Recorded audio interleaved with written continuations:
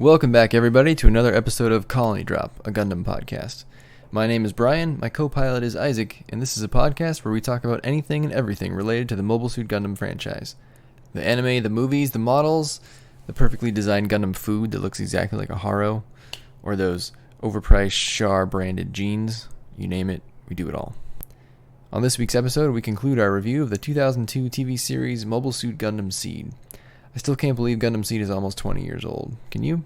We'll pick up right where we left off last week with the characters, the mecha, and our overall thoughts on the series. So, for the preservation of our blue and pure world, let's get back to it. So let's talk about the characters, Yzak. How about our main character, Kira Yamato?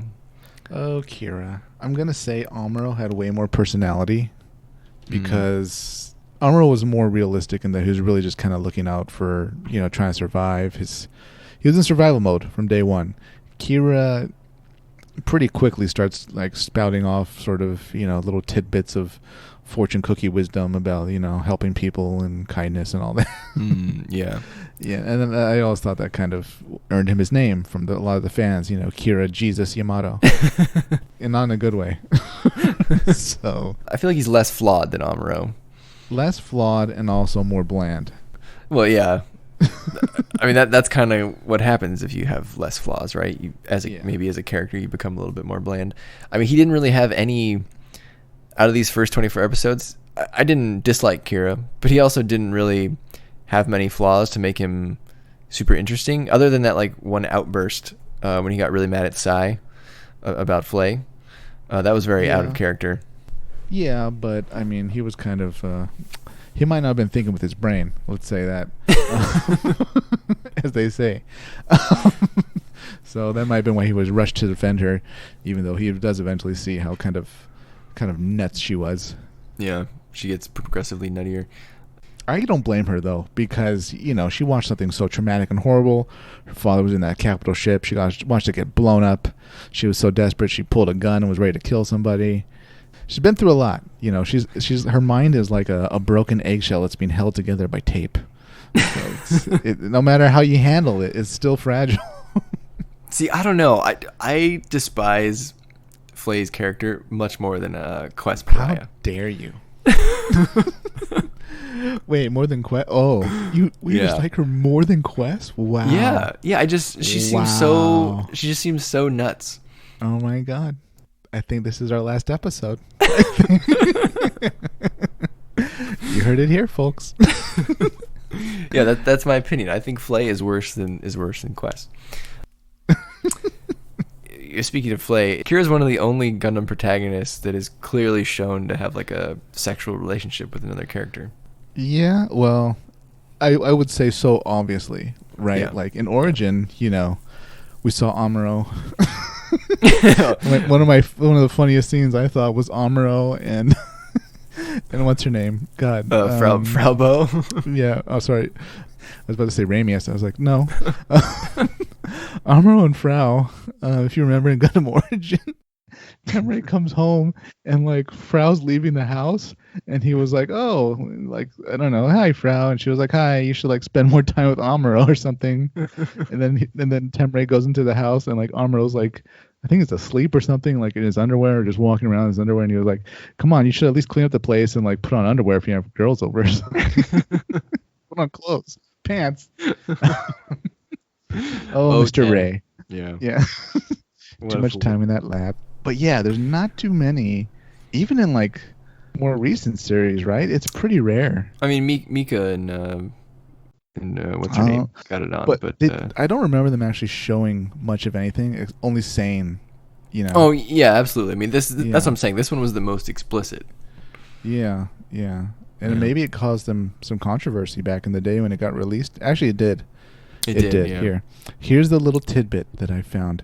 The controversy, everybody. So in one of the episodes, the 16th episode, they do show Kira getting out of bed with Flay, and apparently it got complaints filed. People were upset that it would be shown during daytime, or at least when children would not be in school, so they clearly would have access to watch it. So not good for for Sunrise. So don't anger the fans. Yeah. Yeah, but Flay is in a very weird headspace by the end of these 24 episodes. At this point, she watched her father die, as you said. Her fragile psyche has driven her to sort of give her body to Kira at any point in order to comfort him, to make sure that he kills as many ZAFT as possible. But she says that she will never forgive Kira for letting her father die. He did probably foolishly promise her that everything would be okay during that battle, and she took that literally. Yeah, she goes very, very Cersei Lannister from Game of Thrones, very trying to be like a little chess master, like motivating Kira at the same time, not liking him at the same time, wanting to kill coordinators at the same time, just trying to survive. Yeah, all kinds of crazy going on there. So yeah. Bad move, Kira. But how about Mu LaFlaga? Mu would be like a great friend, wouldn't he? Because like he's laid back. He's a really cool pilot. He's like a loyal and supportive friend. I can't say enough good things about Mu. He's a really cool guy. Yeah, Mu's one of my favorite characters. Or he probably was my favorite character first time I watched Gundam SEED. Curious to see if that'll hold up during this rewatch. He's a chill character, great pilot. I think his story really hasn't been told yet in these first 24 episodes, so I think we're going to get that in the back half. But I think he's a great addition to the cast. It really balances out all of the teenage angst, right? I think you need that. You can't have all the pilots being these, 18, 19-year-olds. Right. He's pretty much like the big brother on the ship. He's like Bright was kind of the forced upon young father, but right. But Mu's the big brother. Yeah, that's fair. How about his partner in crime, Muru Ramius? Ramius, she's a good character too. I like that she's competent, but at the same time, you can tell she's struggling with a lot of stuff. Like she really feels like she's in over her head, but she's doing her best. So, yeah, she was put in a sort of an untenable position, right? I mean, she had to take over the Archangel, and I thought that part was interesting. If you remember, I believe her and Mu are the same rank, and Mu was like, "Well, I don't want to be the captain, so you can do it." So she was well, I guess I'll do it. Yeah. I mean, also the fact that he's an ace pilot, it's kind of like a coin toss, right? It's like, yeah. I mean, well, that decides it. There's no way he should be on the bridge. What are they gonna do? Put her in his fighter? Yeah, his Mobius Zero. Yeah, it'd be a joke. Yeah. I agree though. I mean, she's not super headstrong. You can tell she struggles with every decision, probably too much actually, especially compared to Nataro, right? Oh yeah. Nataral's cool because she has, I'd say, stronger convictions than Ramius. Mm-hmm. She's not necessarily more by the book. I think she's more like by the victory, or the ends justify the means in a way. Yeah. But she was. It looked like the moment like Ramius took like got a broken arm, she would like just step forward and say, "All right, I'm in charge now." She's just waiting to pounce. Yeah, she's like, "We're gonna do things my way, and things are gonna be done way better." Ramius had one of my favorite moments of the show so far. Anyway, I forget exactly what had happened, but she was down or something, and she put her head on her desk, and Mu tried to cheer her up by like patting her on the back. And without raising her head, she goes, "Mu, that's sexual harassment." And he takes his hand off and he goes, "Is it?" I don't know. I don't know how the military works. Yeah, still holds up today, especially in today's climate. So. Man, but that is pretty funny. How about our ZAFT boys? Let's start with Athrun. Athrun. Well, I don't like Athrun. I don't think anybody likes Athrun. All right, so he's in the red mobile suit. He's even in a red uniform, but he's not a Char character. He's sort of this very insecure type pilot, because on the one hand, he has to fight his friend and sometimes try to kill him, and on the other hand, he's kind of trying to live up to his father's expectations. I was never too interested in what was happening whenever Athrun was around. Yeah, I didn't think he had really done much through the first half of the show, except for the only time we really got to see Athrun was when he was trapped on that island that one night with Kigali.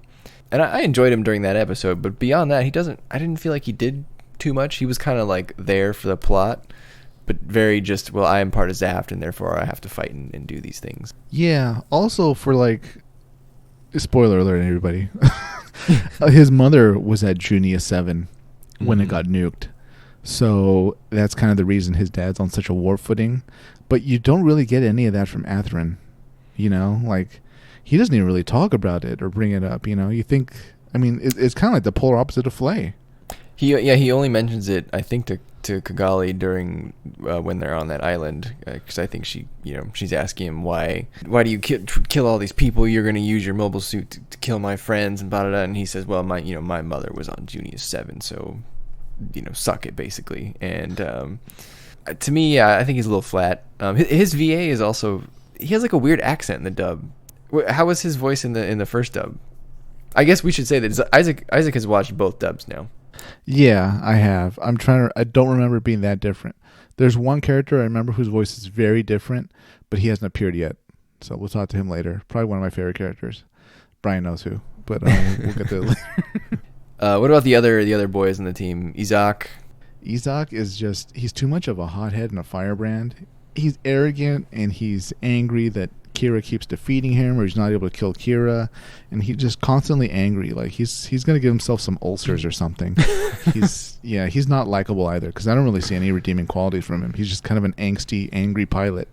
The other one's Nicole, though, is he's kind of not a softie, but he clearly would rather be playing the piano than than being in a cockpit. But his dad's in the government, so he kind of had to join the military, I guess. Dirka softens over time, but he's kind of Yzak's shadow at this point. Yeah, he's closer to Yzak than Nicole. Yeah, anybody really. Yeah, the team's pretty much split in two, right? Yeah. It's Athrun and Nicole, who are like pretty much moderate personalities, right? Mm-hmm. And then Dirka and Yzak, who are much more gung ho. Yeah. And how about the namesake, Raoul Le Creuset?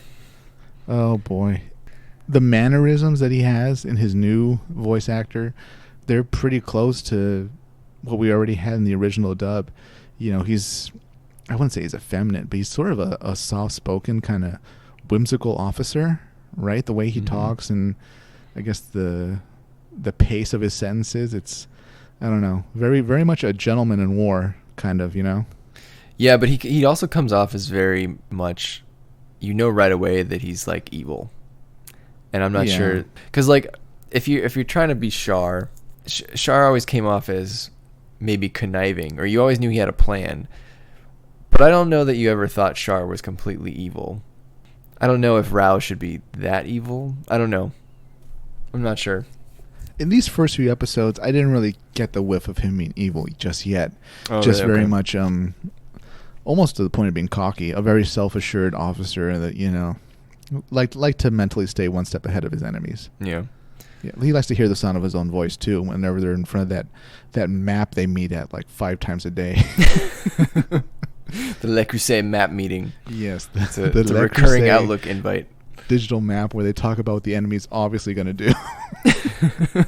And he deduces their plans. He deduces their plan. They already have the graphics already booted up to show like exactly how things are going to unfold. How about Athrun's fiancée, Lacus? Oh God, I don't have enough time to go into how much I don't like her. It's just such a poor character design too, because they really tried, as colorful as the series is, and it's really colorful, maybe too colorful. Lacus really has like a weird design. Like, I don't know. She looked like she just got pulled from like an anime about like these witches that like run a bakery or something, right? Because she's like so bubbly and colorful, and I know she's a pop star in the series, which is its own weirdness. God, that was such a weird choice too for the storyline, but it does kind of divert the tone of the, we're gonna make this a 1-year war, but it's gonna be serious and about like, death and violence, and we're gonna show real war and all that stuff again, and nukes and innocent people and all that, and there's gonna be a pop star with pink hair. Boom, pink-haired pop star. So no, not a Lacus fan. Don't like the new pronunciation even more. But what can you do? They put her in here to be like the little walking angel of peace. For more sure. Naive than Peace a person princess. would be. The pop star angle, is that maybe an excuse to have her sing some songs? Because she does sing at least once in the first half of the show. It's a terrible song, isn't it? It maybe wasn't the greatest. No. No, it's not a good song. I think her VA gave it her best shot. I think those songs are probably pretty difficult if you're trying to translate it from Japanese to English. That's an unenviable task right there. You have to translate the song, and to change the words to make sure it rhymes. Yeah, that's and to make the chorus rhyme. Yeah, there's a lot going on there that could go wrong. Yeah. But I thought actually the weirdest part of her character was how many Haros she had and how infatuated with the Haros she was. Did you find that weird?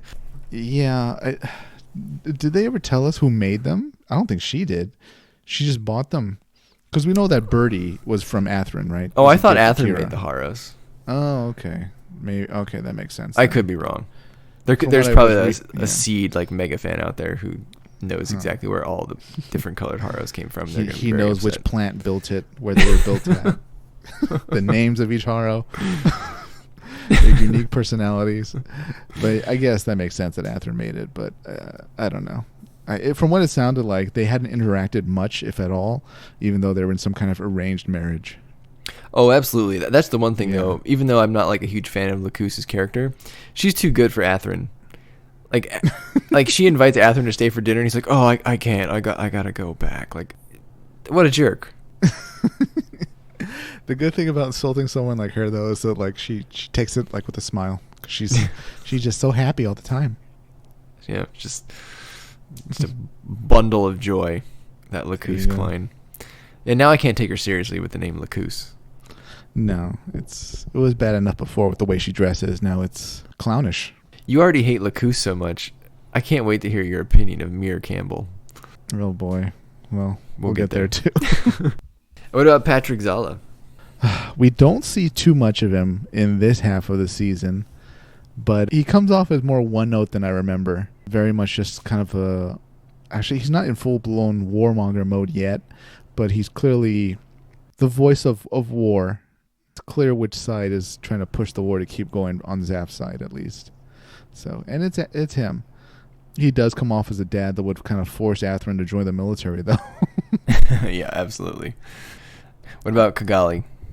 I'm not a fan of Kigali either, because she's just annoying. I don't know. It's not the tomboyish thing. It's just she says a lot of things before thinking, right? Like a lot of the time Kira stops her in her tracks because of what she said. She just is very much a mouth less than a brain. Ouch. I actually really liked Kigali. I thought she was really funny.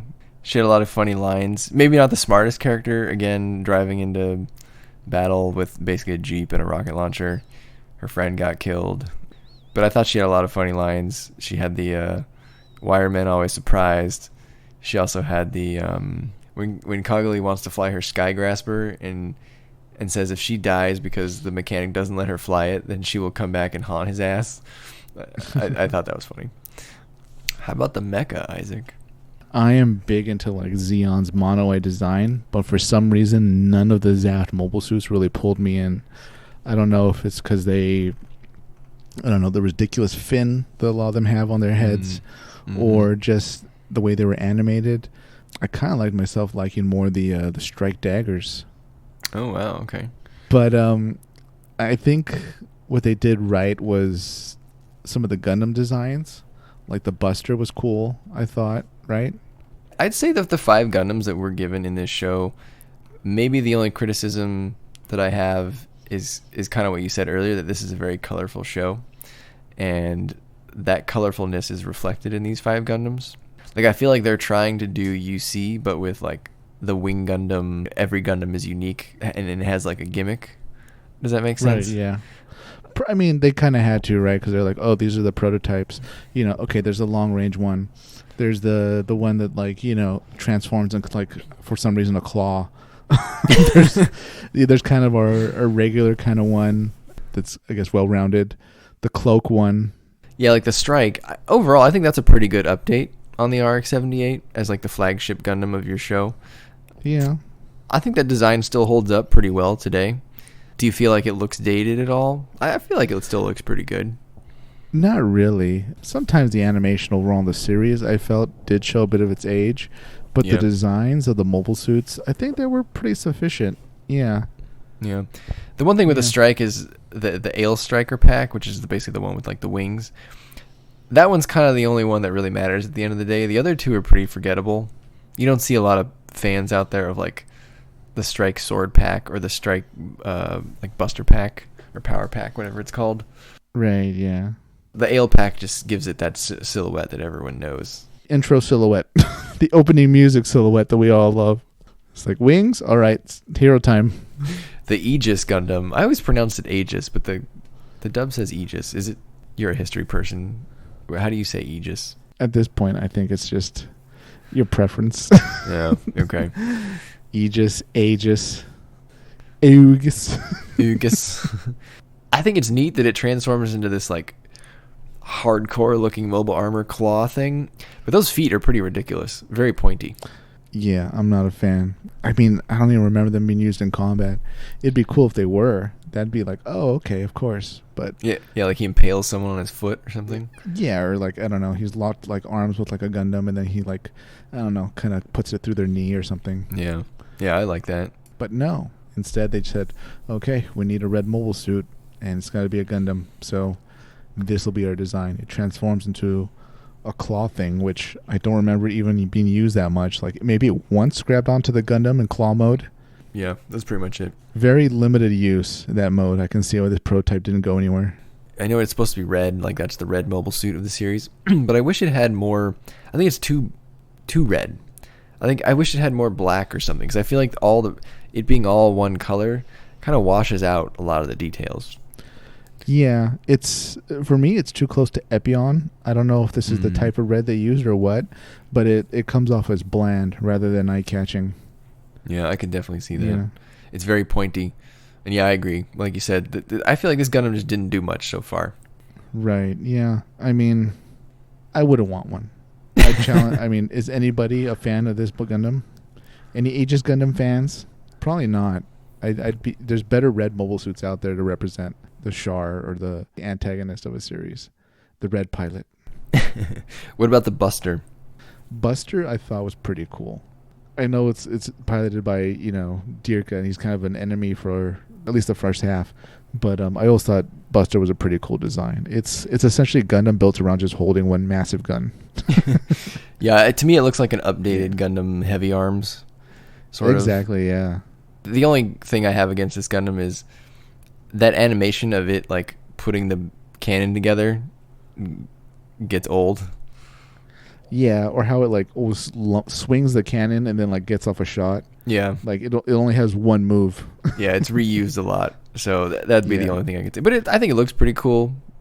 If that cannon takes a hit, Yeah, I mean, what are you going to do, right? that's it, right? What are you going to do with your Gundam? The Dual Gundam, you already know my thoughts on the Dual Gundam. I think we've covered that in previous episodes. I think this one is pretty meh.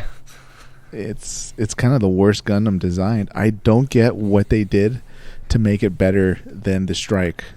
It seems like the Strike, but without the Striker packs. Yeah, it's much more bland. There's nothing interesting about it. Like, I'm surprised they actually made this. They could have done something different, like, I don't know, a hand-to-hand Gundam or something like that, or I don't know. Just something different they could have done. But this was a really bland result. There's nobody that's a fan of this one.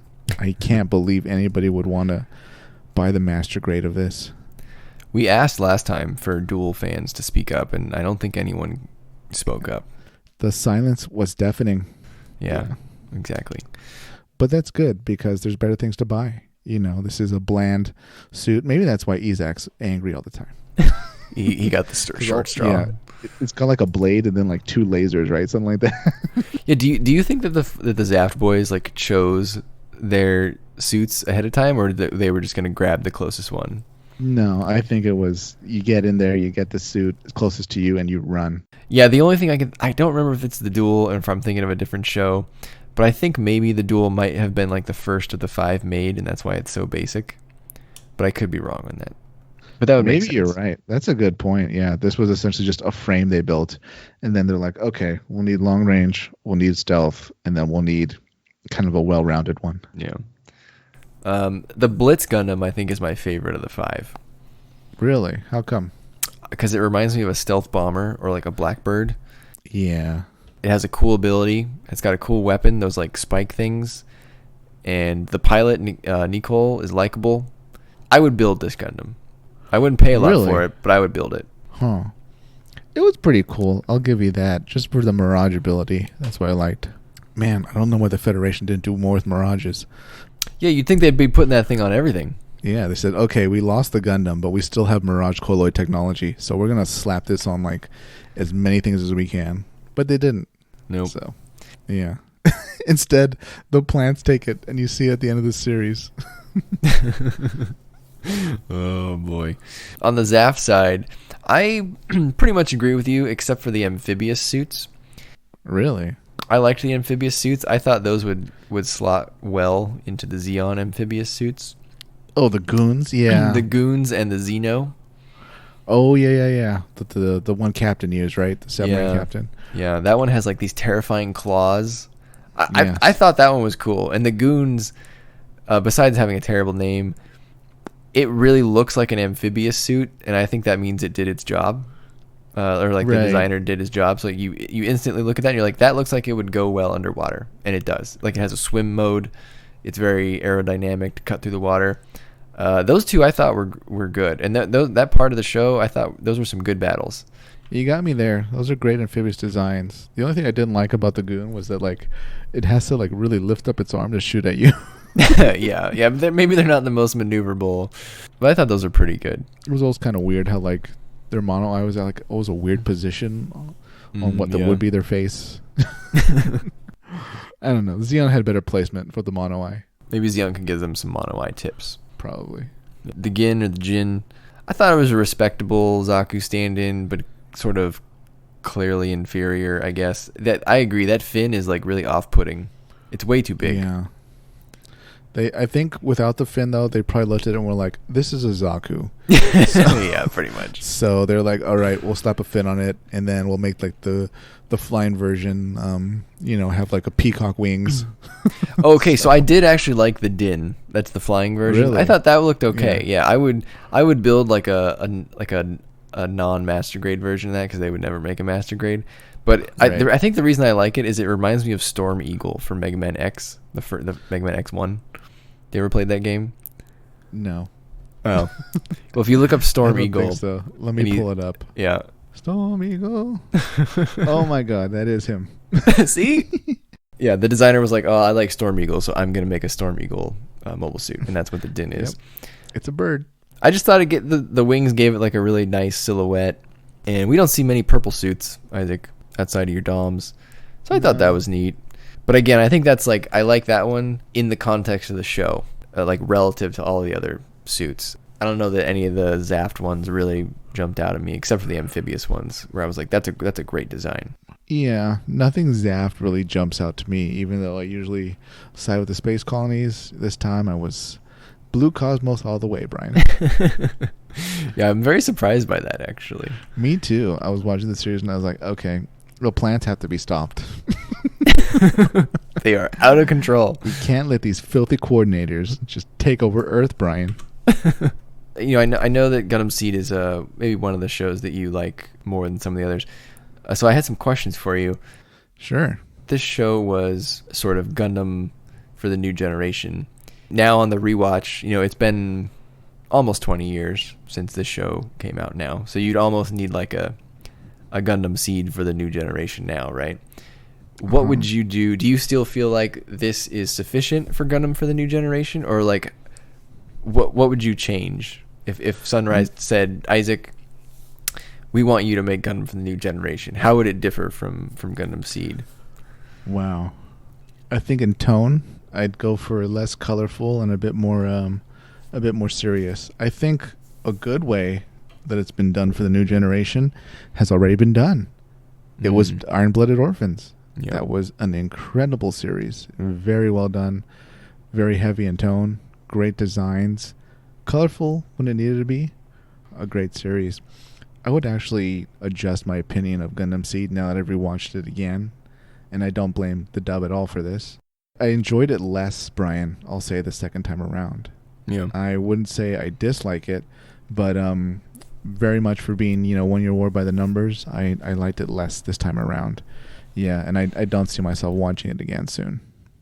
Since you have watched both the dubs, well, I guess one, did you like one better than the other? And two, was it worth it to make a new dub? Because, I mean, that's very rare that a show gets dubbed twice. I will say no, it wasn't worth it to make a new dub. I don't know why they did it. Maybe just to sort of be able to market this already made content again, right? I don't think it improved anything. There's one character whose voice, he hasn't appeared yet. He appears in the later half. There's one character whose voice has been more matured, I'll say. But that really doesn't change anything really in the story or your perception of him.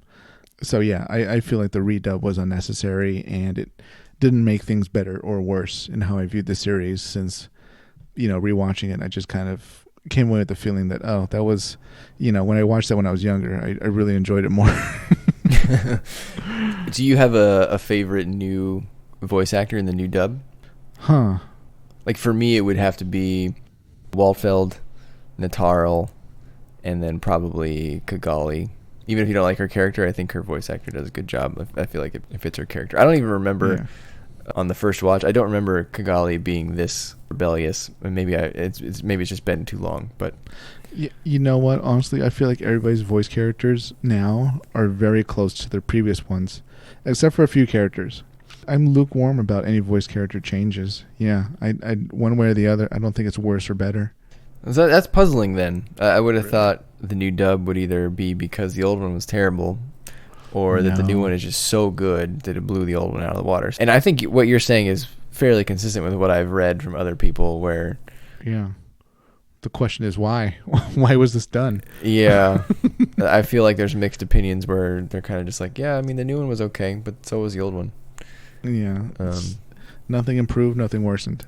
I mean, maybe there's probably some people that have very strong held opinions out there, so I'm not trying to speak for everybody, but it is just kind of strange. I mean, I can only think of a few shows that have two dubs. And the other ones are much, I'll say, more higher profile than Gundam SEED. Like, for example, Evangelion just got a new dub. But I would not, I mean, Evangelion is like an anime classic. I don't know if Gundam SEED is on quite the same level as Evangelion, so... No, the original series would be in the same ballpark as far as exactly weight, but SEED is very, it's even among Gundam fans, it's kind of niche, right? It's either you enjoyed it or you didn't. I mean, I think SEED has its, there's a section of Gundam fans that probably feel SEED is the best or their favorite, but yeah, as a whole, I agree 0079 would be much closer on the Evangelion scale. Are there any, at least through the first 24 episodes, are there any models you would get from this show? Oh boy. I know there's one, but it doesn't come till the end. So, but if you had to limit it far to this first batch, the first batch. Wow, that's hard. That's really hard. Or even if you didn't want one, if you had to pick one, someone was going to give you one. Sunrise was like, "Hey, you guys have a great podcast. Here's a model. Which one do you want? Man. Which one would you choose?" I'd probably go with the Strike. Wow, this is a first, ladies and gentlemen. Yzak picking a Gundam. Holy cow! I was about to say a Jin, and then I was like, "Come on, that thing with the fin, that thing's not going to be able to stand up on its own." the fin is die-cast, Yzak. Probably. But yeah, I'd go with the Strike just because to check off like that I have a SEED one. I'd be like, okay, it's here until the other one that I want shows up. I think I'd go with the Blitz probably.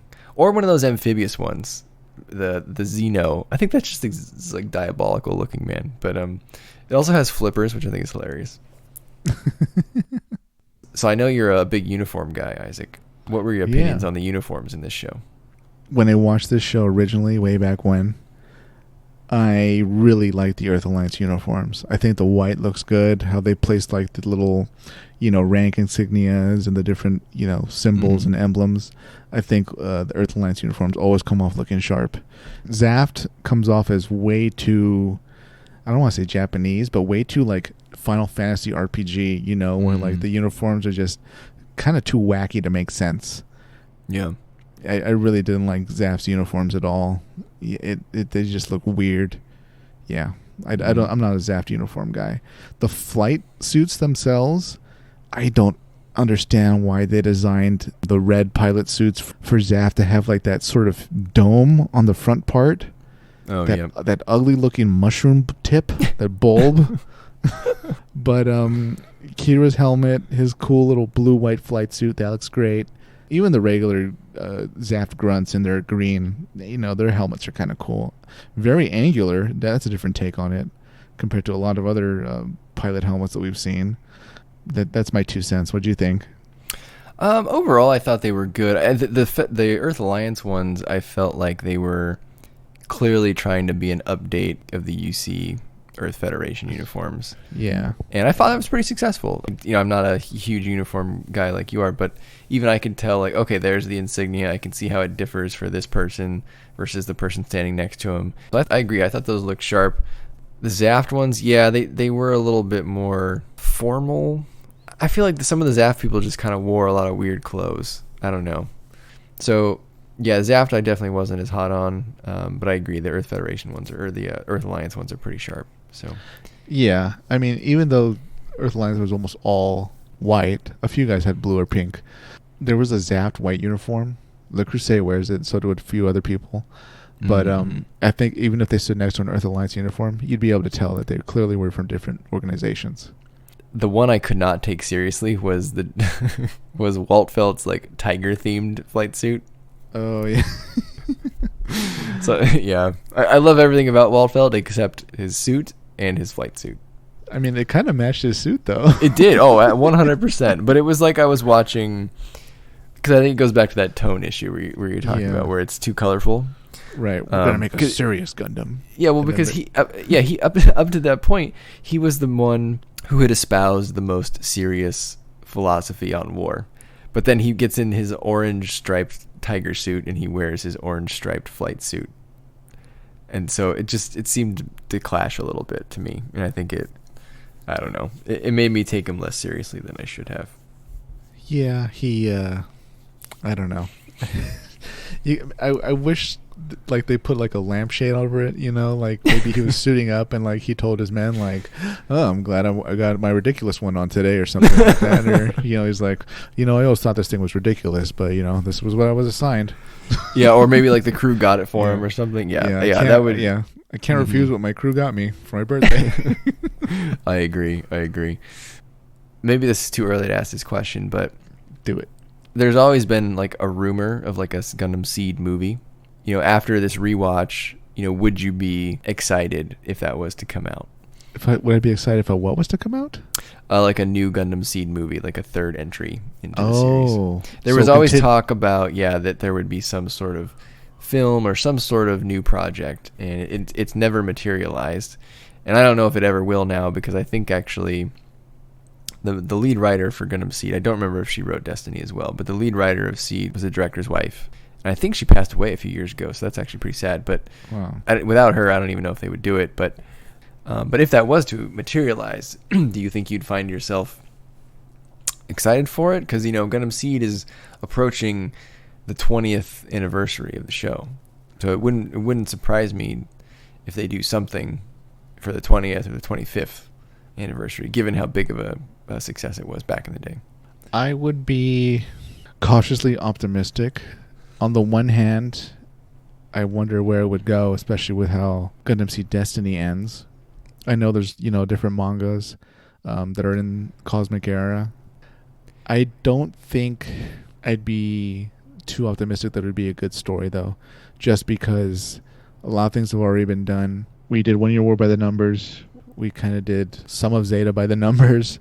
About half of Zeta by the numbers. Yeah. They brought back, some of the same weapons from SEED into SEED Destiny. Yes. I don't know why. But, yeah, there's a certain point where you're beating a dead horse, and based on what happened in the 00 movie, I don't think it would be a good idea to, really try to force yourself to sit down here and say, okay, what would happen in a movie to wrap this all up? Wacky ideas start happening, like aliens, and then like alien invasion and all that stuff. So yeah, if it happens, I'd be cautiously optimistic, but at the same time, I'd prepare myself if it was a train wreck. I get the feeling that you think the Gundam franchise should stay away from movies altogether. You know, 00, that's a whole separate story. Yeah. F91 didn't go well. Right. Char's Counterattack, maybe you weren't the hottest on. Not a good track record from your perspective. No, the data backs me up. If you're a Char's Counterattack fan, that's great. But there's no way you would disagree with me that you would have loved to seen that stretched out to a 50-episode series. Same with F91. If you like F91, if you were a 00 fan, I'm sure you'd want a redo of the movie. Or, you know, at least turn it into like a, I don't know, OVA or something. So, yes, Gundam movies are a disservice just because you're too limited in a space opera. Gundam should be much longer than that. Star Wars couldn't be one movie. It needed to be a series to really flesh out the space opera, and Gundam's in the same boat. Any other closing thoughts, Isaac, before we give it a first half rating? I enjoyed this first rewatch of the first half of Gundam SEED. I remember enjoying it a lot more when I originally saw it. I would have changed some things off the top of my head. The dub was unnecessary. The redub was unnecessary. I remember being colorful, but sometimes this is too colorful, right? Like, man, it's like they dumped like a bag of Skittles on the table and said we have to use each of these colors in every single frame. Well, you know, on that note, one thing I did read about the show is that this was the first Gundam series to be digitally animated. Maybe it was somehow easier to use colors, and they just kind of went, you know, crazy with it. Maybe you're right. To their credit, though, like the computer scenes, which almost all is Archangel, right? They look pretty good. They've held up over time, I think. You know, that's true. Yeah. Yeah, they're not bad. But, yeah, maybe, you know, they were all with their new tablets, kind of, their new graphic design styluses and just kind of tapping all the colors they could, you know, because they got free reign or something. Yeah. But, yeah, I enjoyed this rewatch, but I remember liking it a lot more. Or maybe my tastes have just changed in time. You know, we watched it so long ago originally, Brian. So I'll chalk it up mainly to that. But if you haven't had a chance to see Gundam SEED, you know, the Cosmic Era isn't like 5 seasons or anything like that. There's no reason you can't just watch Gundam SEED and have a good time with it. Yeah, I agree. So what would you give it, Isaac? So far, first half. On my scale of 5 Haros, I would give the first half 3 out of 5 Haros. I'm sorry, 3.5 out of 3.5 out of 5 Haros. 3.5 Haros out of 5 Haros. I think that's very similar to what I would say. I think I would give, on my 10 Haro scale, I think I would give it a 7 out of 10. I agree with you that I feel like I enjoyed it more the first time I watched it. I don't know if that's just because I've already watched this and I already know what's going to happen. Uh-huh. Or if maybe I just remember the back half being better. And I do think the story is about to pick up in the back half from what I recall. So I'm really looking forward to that. I think something just holds it back a little bit for me. Maybe it's just too similar to the UC in certain ways, or maybe Kira is just kind of I don't want to call Kira Mary Sue. Oh, he is. But I mean, he kind of is, right? He's a Dudley Do-Right. Yeah. And you know what? Before that, what you just said about being too close to the 1 Year War or doing the 1 Year War by the numbers, it's a bit of a double-edged sword, right? Because that can backfire on you. You know, as great as the 1 Year War was, it's kind of like saying, okay, our series is going to live up to that. And that's kind of a tall order, I feel like, because at this point, the 1 Year War has been so fleshed out by side stories that if you really don't give us something good, you give us something kind of mediocre and maybe moving at too quick of a pace or not hitting the right notes, which sometimes Gundam SEED does, it becomes not the favorite series of your collection. So there you have it, folks. We're in the average camp so far, but I think maybe the story will pick up. We'll see. But I agree with Isaac. I think if you have not seen this show, it's still worth a watch. Yeah, I'm excited for the back half, Isaac. Brian, while we're on the topic, there's one thing we didn't talk about, and that's naturals and coordinators. Oh, yes. What do you think about filthy coordinators, Brian? Those filthy coordinators. Yeah, I had the same question for you, but worded slightly differently. Oh, hit it. Which was, do you think coordinators is a good replacement for the new type concept? Huh. And I actually think it's a good idea. Interesting. If you're trying to do UC again, but not use new types, even though spoilers, new types do come into Seed. I think the natural versus coordinator thing is a fine way to go about it. Was the execution there? Sometimes. Maybe not the whole time. Are you asking which side I'm on? Sure. Well, Junia 7 was a bit of a dick move. I don't know that I like one side over the other. And So I you're think gonna that... go to Orb. Yeah, maybe. You'd live in Orb. But I think that's also... Maybe that's a weakness in the show. I guess as a viewer, shouldn't the show give you enough to make a decision of which side you want to root for? Yeah, they really, as we'll find out later, they really kind of take the middle path or the third option, right? Yeah. I feel like the coordinators as a whole were... yeah, it does kind of explain why Kira's so good, although we find out there's more to Kira than that. But at the same time, it's like, well, what about Mu? He's clearly a regular human, and he's great at what he does. And also, there's ZAFT pilots that are coordinators and trained, unlike Kira, and they still get blown away. Right, yeah. Something doesn't add up if you're keeping score. In a way, it was kind of a way of saying, all right, our faction will be composed of genetically engineered people, and they live in colonies, so they're kind of the Xeon stand-in, but the fact is that they were, essentially refugees from Earth, because they were all discriminated against. And then the issue, though, on the other side isn't that everyone in the Earth Alliance is just, a raging bigot.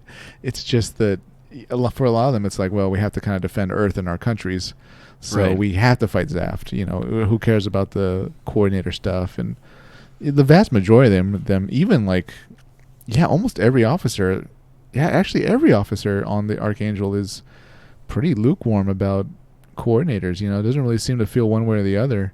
Flay's pretty much against them, but she's not an officer, and she's only been in the military for like a few days. So that's true. Yeah, maybe it's because I don't know. 0079 Xeon just had a lot of passion. Yeah. And for better or worse, right? Whether you agreed with Xeon or disagreed, I don't get that here from ZAFT. No, there's not a lot of ZAFT fans. Yeah. Or the Earth Alliance, and I think you need it from one side. Yeah. I don't know. The Federation always felt like they were heroically defending, right, in the UC. Yeah. And Xeon always felt like, just much more of a ideological vision that they had. But here it's, hey, our people were wronged and nuked, so we're going to take over part of Earth. And then the other faction's like, well, we're going to defend Earth. And then some of them are actually like, actually, we're bigots.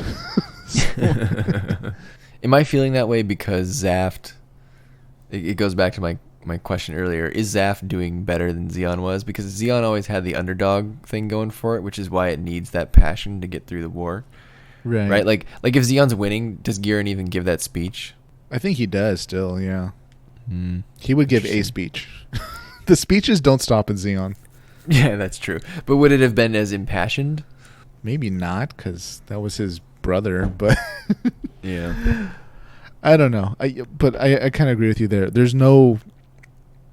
Patrick Zala isn't going to give a speech to match Garen, right? Yeah.